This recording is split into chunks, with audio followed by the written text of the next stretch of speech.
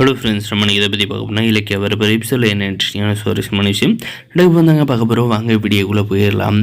நம்மளுடைய சிந்தாமணி ஆஞ்சலியும் பார்த்தீங்கன்னா 2 பேரும் என்ன வந்து பேசிக்கிறாங்கன்னா, அம்மா இந்த இலக்கியா வந்து ரொம்ப வந்து சந்தோஷமாக இருக்கேன், என் வாழ்க்கையை வந்து கெடுத்துட்டு அவளை வந்து நம்ம வந்து சும்மா வந்து விடக்கூடாது, என் நிம்மதியை வந்து கெடுத்துட்டு அவள் மட்டும் நிம்மதியாக இருக்கலாமா, இவ்வளோ ஏதோ ஒரு வழி பண்ணி ஆகணும் அப்படின்ற மாதிரி பார்த்தீங்கன்னா கூலிப்படியை வந்து ஏவி நம்மளுடைய இலக்கியாவை வந்து போட்டு தள்ள வந்து திட்டம் போடுறாங்க அம்மாளும் மகளும்.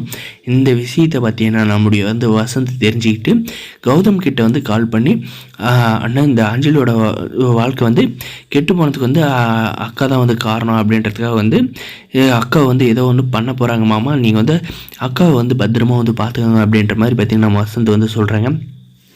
சரிடா நான் வந்து பார்த்துக்கிறேன்றாங்க. அதுக்கப்புறம் பார்த்தீங்கன்னா இந்த அஞ்சலி வந்து திருத்தி எப்படியாவது வந்து கார்த்தியோட வந்து சேர்த்து வைக்கலான்னு பார்த்தா இவன் வந்து திறந்த மாட்டா போல இருக்கே.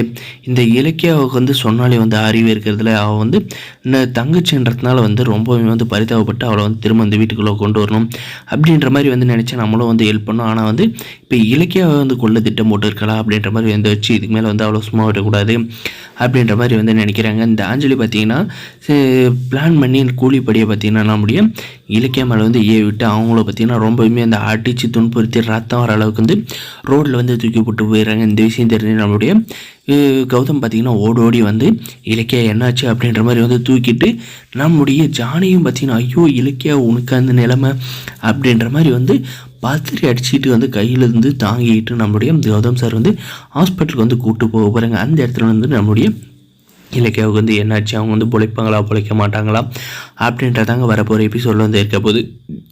நம்முடைய கௌதம் சார் பார்த்திங்கன்னா யார் நம்ம இலக்கியா வந்து இப்படி பண்ணது அப்படின்றதெல்லாம் வந்து கண்டுபிடிச்சி இந்த ஆஞ்சலிக்கு வந்து தக்க பதிலடி வந்து கொடுப்பாரா, இல்லை போலீஸ் கையில் வந்து ஒப்படைச்சிட்டு அந்த கேஸ் வந்து சீக்கிரம் வந்து விசாரிக்க சொல்லி போகிறாரு. இவரே வந்து டைரெக்டாக களத்தில் இறங்கி விசாரிக்க போகிறாரு தாங்க வந்து இருக்க போகுது.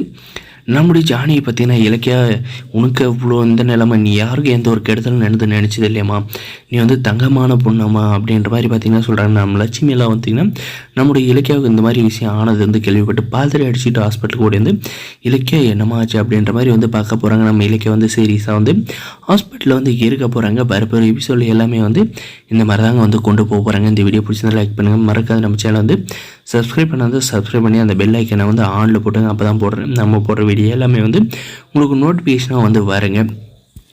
நம்முடைய இலக்கியம் வந்து எதுவுமே வந்து ஆகக்கூடாது, அவங்க வந்து திரும்ப வந்து நல்லாவே வந்து குணமடைஞ்சு நல்லபடியாக வரணும். அதுபோல் நம்மளுடைய வசந்தை வந்து அக்காவுக்கு வந்து இந்த நிலைமைக்கு வரணுமே வந்து அந்த அஞ்சலி தான்ன்ற உண்மையை வந்து சொல்லி இந்த அஞ்சலிக்கு வந்து தக்க பதிலாக நம்ம கௌதம் சார் கொடுக்குன்னு நினைக்கிறேன். இந்த வீடியோக்கு ஒரு லைக் பண்ணி மறக்காது சப்ஸ்கிரைப் பண்ணுங்கள். தேங்க்ஸ் ஃபார் வாட்சிங் கைஸ்.